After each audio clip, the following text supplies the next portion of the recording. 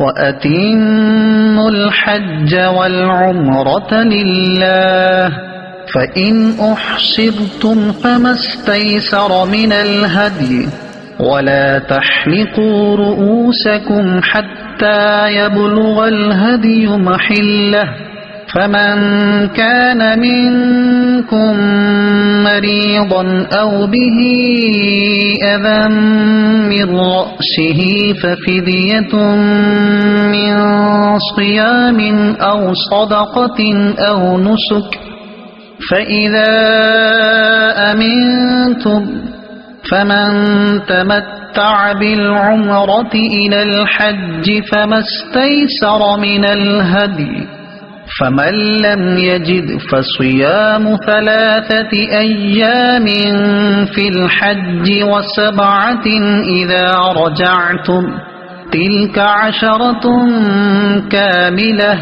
ذلك لمن لم يكن أهله حاضر المسجد الحرام واتقوا الله واعلموا ان اللہ شدید العقاب۔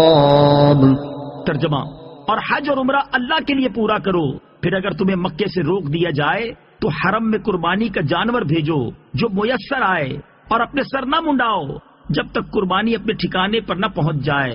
پھر جو تم میں بیمار ہو یا اس کے سر میں کچھ تکلیف ہے تو روزے یا خیرات یا قربانی کا فدیہ دے۔ پھر جب تم اطمینان سے ہو تو جو حج سے عمرہ ملانے کا فائدہ اٹھائے اس پر قربانی لازم ہے جیسی میسر ہو۔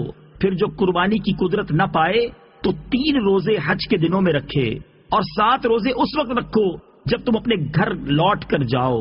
یہ مکمل 10 ہیں۔